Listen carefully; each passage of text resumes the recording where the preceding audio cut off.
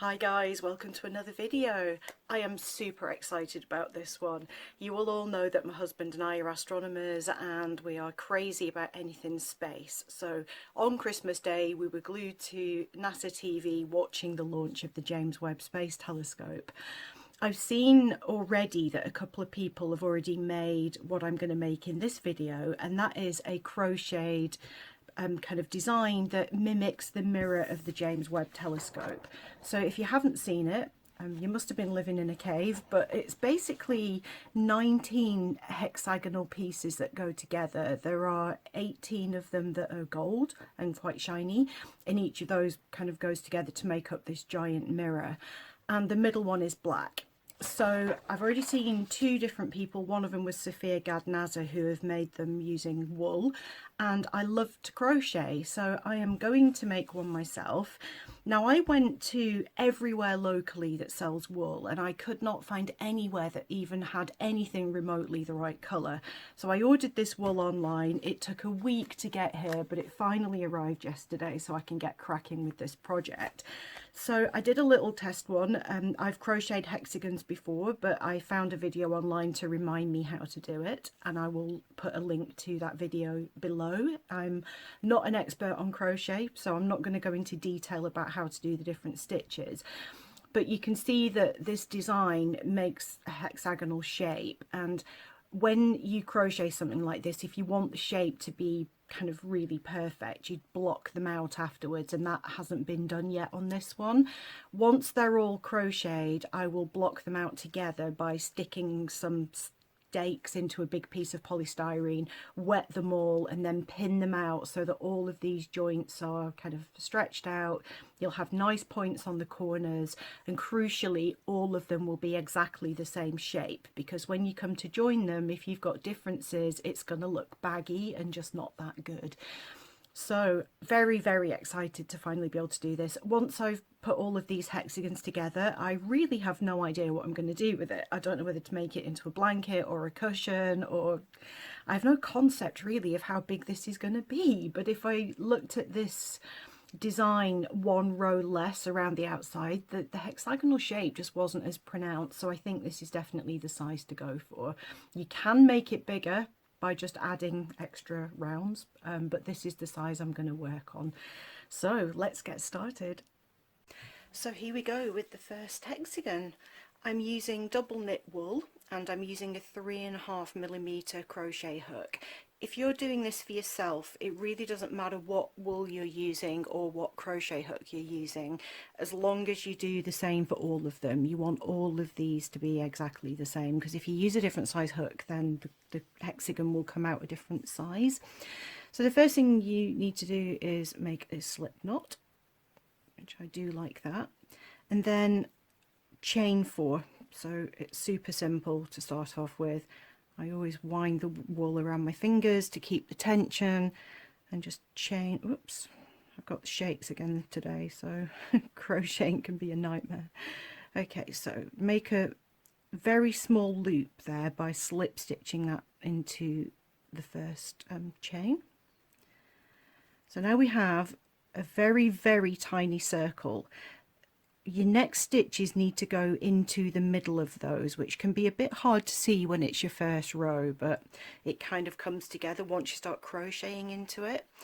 So we're doing all of this, all of the stitches are treble crochet, or if you're in the US, that's a double crochet. So you wind the wool first, or actually your first one needs to be a chain of 3, and that mimics the first treble crochet. You start off by doing 2 trebles, so that chain 3 is our first treble, and then going into the middle of that little loop you do another treble, and then you're going to chain 2, and then another treble, another 2 trebles I should say, and then chain 2. So you can see this is kind of giving us like a wheel with spokes on it. So you want to continue doing this until you have 6 of those. 1, 2, 3, 4, 5. So we've got one more pair of trebles to do.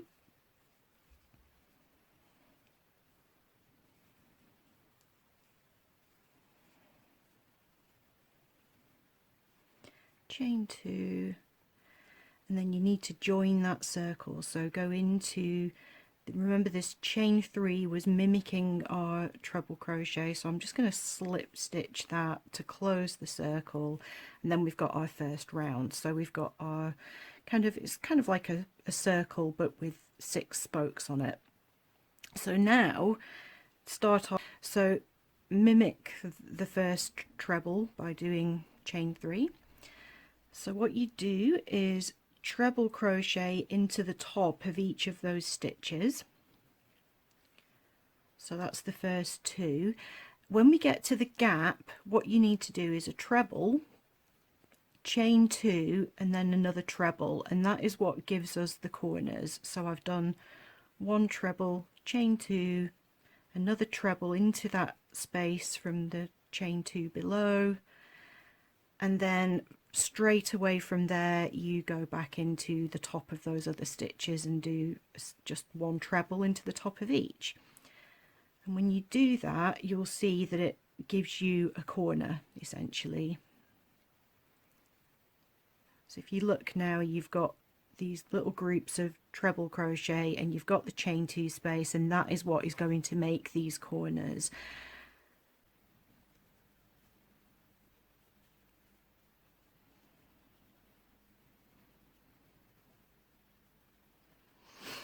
And when you get to the end here, the first stitch that we did was in the top of the one below. So when we get to this corner, you chain 2 as normal, but then you need to do a treble into that chain 2 space below, and then join that onto this stitch here. I probably don't join these properly, it's just the way that I've learnt to do it. So what you now have is, rather than just having spokes on the wheel, you've essentially got 4 stitches and chain 2 space after each one, which basically then gives you your 6 sides of your hexagon. The next round is identical, except you've now obviously got 4 stitches, so each round is going to have a treble crochet in this space here, then you'll have 4 in the top of there, and then 1 here, so you're going to end up with 6 stitches with chain 2 spaces in between. So we've got that final corner. So here you can see that we have 4 stitches, and we have this one here, so we're missing a stitch there, so you need to go into just the top of that stitch to make sure that there are 6 on that final bit, and then slip stitch that through, and that's it, that's done. See that sometimes it doesn't lie flat, and that is why blocking out is so important, because any slight differences in your tension as you create this can make the middle bit look a bit lumpy or make these bits curl a little bit. If you tend to crochet with a tight tension, you may need to put an extra chain in these corners, so just adapt it to suit your technique. But I know from doing this one yesterday that if I lie these flat and if I block those out, then that is going to be fine. That won't be a problem at all. So I've lost my scissors. I just broke the wool. So you've got your chain there, so all you do is just wrap the wool around your hook, pull it all the way through and pull that knot tight. The other thing you can do, if you're not happy on having a hole in the middle of each one, when you weave these ends in, you can actually pull that quite tight. If you thread it round the middle and pull it tight, it will close the hole completely. I quite like to do that because sometimes little differences in your tension will make the holes different sizes, so it's not as uniform. So when I weave the ends in with my bodkin, that's what I'll do with that. So 1 down, 17 more yellow ones to go and 1 black one. I'm just going to show you how I weave the ends in. One of the things I detest most about crocheting is weaving in the ends. So I've done 4 of the hexagons. I'm going to just get these sewn in now so that I don't end up with like 18, 19 lots of threads to weave in. So I'm using a fairly large-eyed bodkin. and I'm using one that's quite pointed because I want to kind of get it in between all the little kind of stitches here. So as I said earlier on, what I like to do first is to just go round. This is on the back, so you won't see any of this.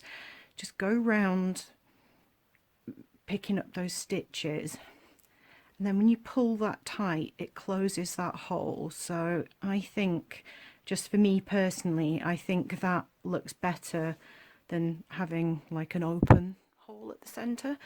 Totally optional, you don't have to do that. To keep that closed, I'll just go round and put a little knot in it. So that should keep that secure. And then we're not going to be swinging off it when it's done anyway, so you know it'll be fine. Just lost my thread there, I cut that one a bit short. Then I just weave the ends in, so go round.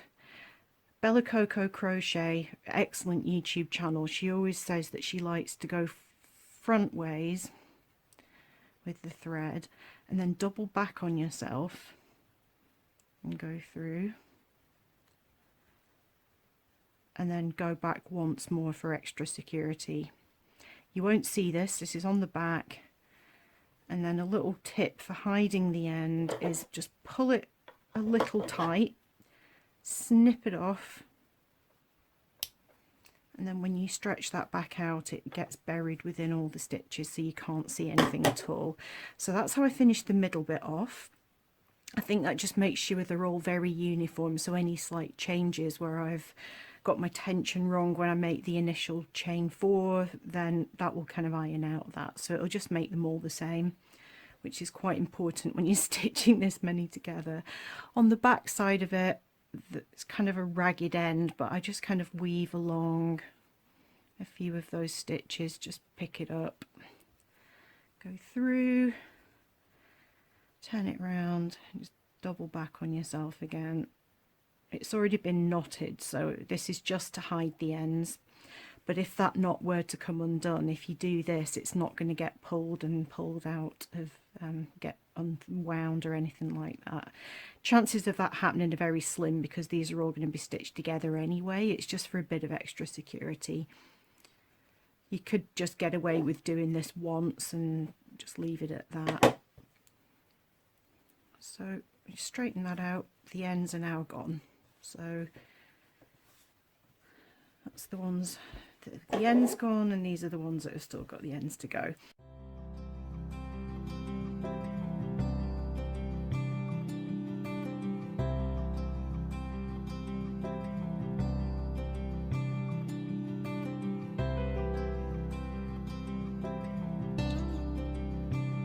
Just about to start crocheting the very last gold one.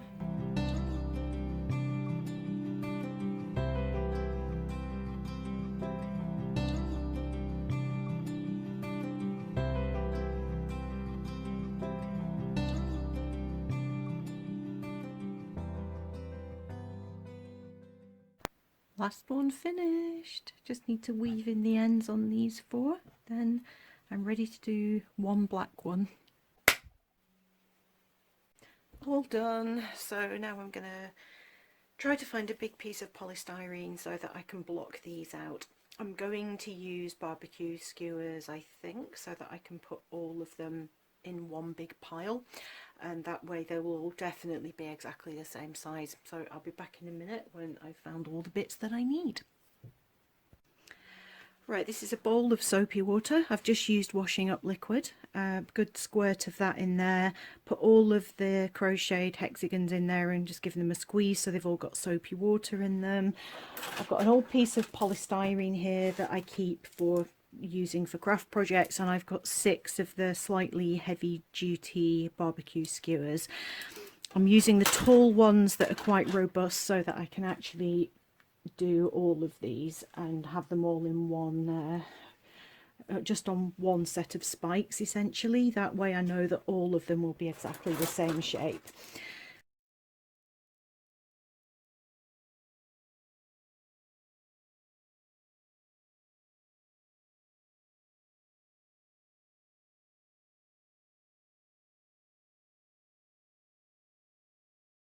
Just to keep the skewers in place rather than getting pulled in by this big stack of hexagons, I've measured the distance on the opposite edges when they're at the amount of stretch that I wanted, and I've cut 3 pieces of rigid cardboard to length. They were 9 centimeters long.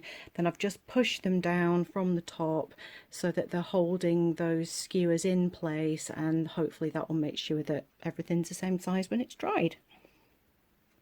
Oh, it's been several days now, probably 5 days since I blocked these out. I've just been too busy with work stuff, so I've not been able to do anything with them, and I have been itching to get back to doing this project. So I'm just going to pull these out of the polystyrene first. I left them in the airing cupboard, and I kept going in every couple of days and spreading them all out so that the ones in the middle were getting nice and dry. I realised that I missed the corner out of one of them, so there'll be one that doesn't have such a pointed corner, but the rest will be roughly the same size. So naturally I put the black at the bottom so if any dye came out of the wool it wouldn't run onto the others, but I need a black one first, so I have to take them all off. So there's our stack of hexagons, which now all have the same dimensions, and that's going to make the next step so much easier. At least in theory anyway.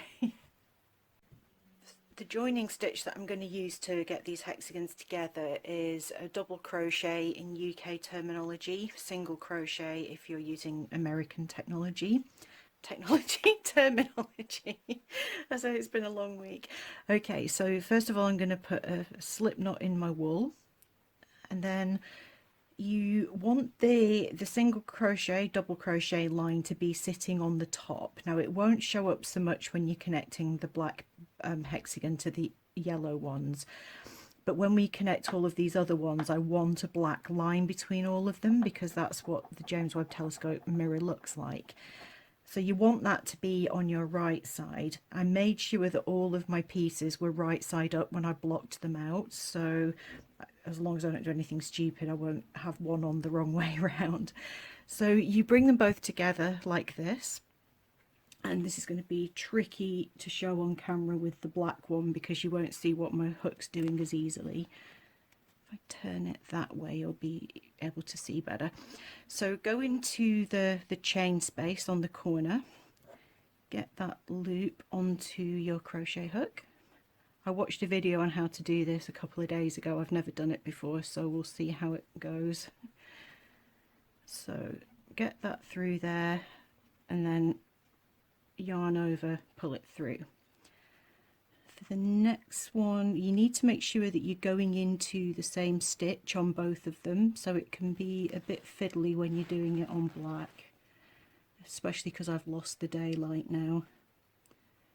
So if we go into there, I think that's right, yarn over, pull through and pull through again.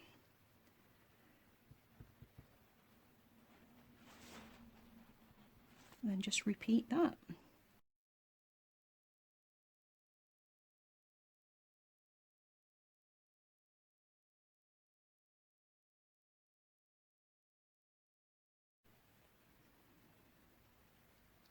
And then finally into that corner.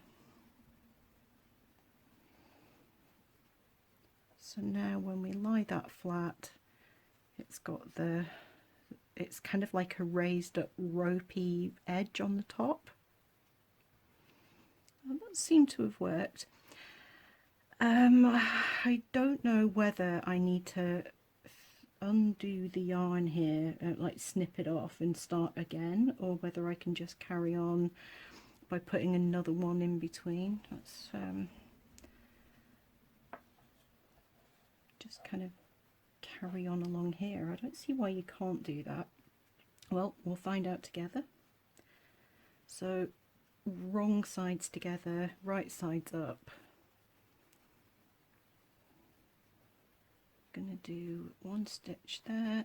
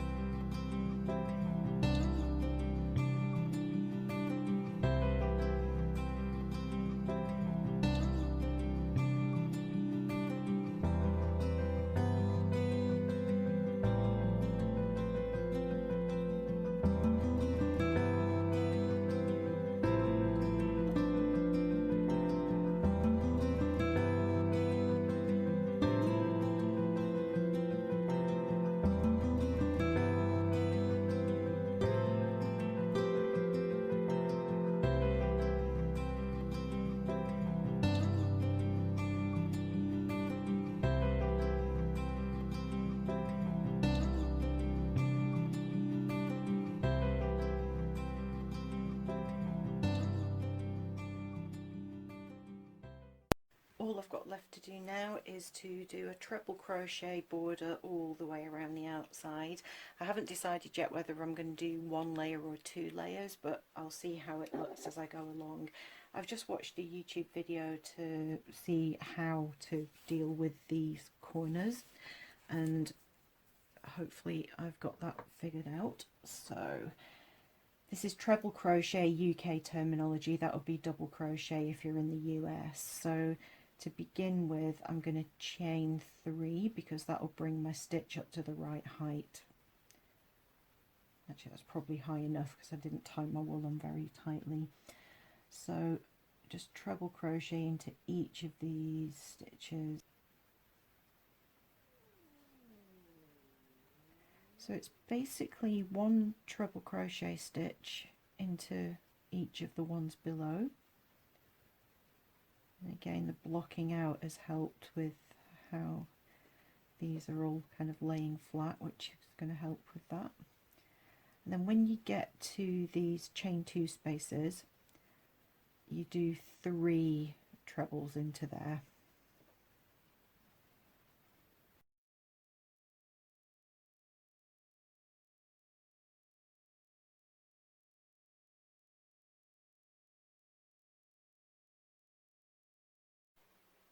So the outside edge is done. This is 1 layer of treble crochet stitches, and I personally don't think it's enough. I think it needs to be a little bit fatter, so I'm going to go around doing treble stitches all the way around 1 more time, and that should hopefully be enough.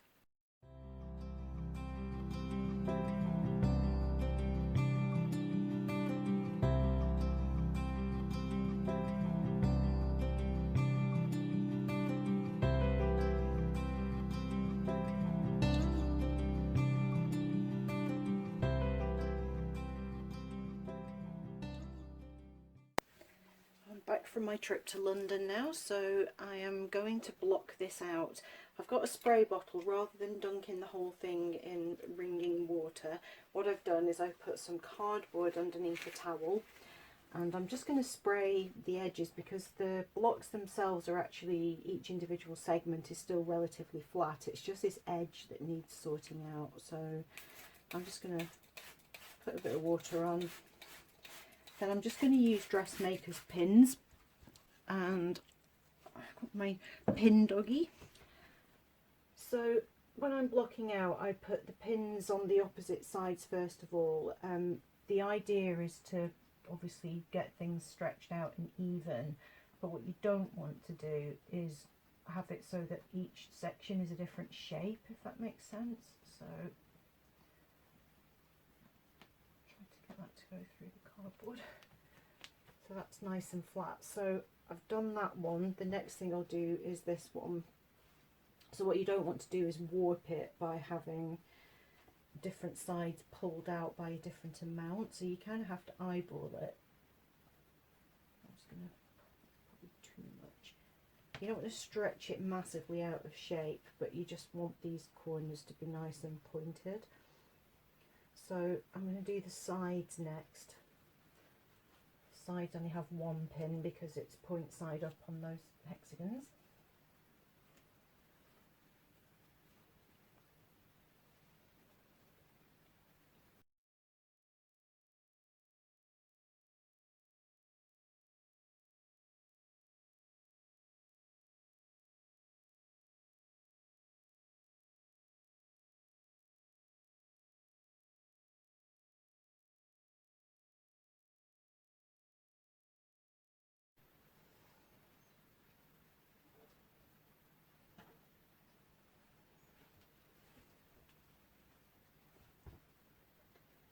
Yeah, that's going to look a lot better. Fab. Now just wait for it to dry. See you in the morning. It's the next morning. This is all dry, so I'm just going to take these pins out. You'll see that it now will keep its shape around the edges.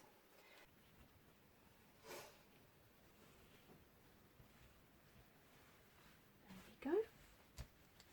Right, this is looking really, really cool, but the perfectionist in me is kind of really annoyed at where I've joined these edges together, and some places the black doesn't quite meet the edge. I should have done something about that when I was going around doing the border. So all I'm going to do is get some wool, and I'm just going to stitch over those areas so that there are no little kind of yellow bits just where these are supposed to join. It really wouldn't matter if I didn't do this, but I love this so much that I just can't bring myself to not do it. So I'm using the wool double just so that it gives more coverage than a single piece of yarn would.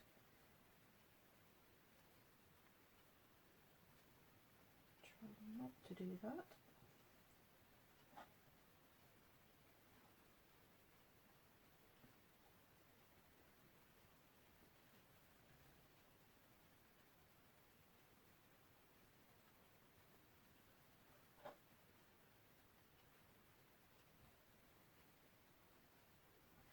So just those 2 stitches just to join that up so there isn't a disconnect. That's all I'm going to do. Then just tie off the back. Not saying I'm a perfectionist, but actually looking at it, every join needs to do this, so I'll just carry on and do that off camera because you don't need to see me do that on every single join. Here it is finished. I am so happy with how this turned out. Incredibly geeky. It's just so cute. I hope you found the video useful. If you wanted to have a go at making one of these yourself, you only need to be able to do a chain stitch and treble crochet. That's essentially all that there is in this entire project. I don't know what I'm going to do with it next. I suspect I'm going to try to make a cushion cover from it, find a large cushion and find a cushion cover that's the right size, or try to make one, but given how much I suck at putting zips in, I don't know if I have the energy to try that right now. But whatever I do, whether it's a wall hanging or a cushion, I'm going to love it wherever it goes. If you had this, what would you do with it? Wall hanging, cushion cover, part of a blanket? Let me know in the comments what you would do if you had one. I'm not going to take any more time on the video to show you what I do next, because the purpose of this really was to show you how to do the crochet part of it. But I hope that was helpful to you. If it was, please hit like and don't forget to subscribe. This is my craft channel, but I do sometimes do kind of astronomy sort of themed or geeky themed projects here. So yeah, I'm really happy, just in case I hadn't said that. Hope you enjoyed the video. I'll see you in my next one. Bye for now.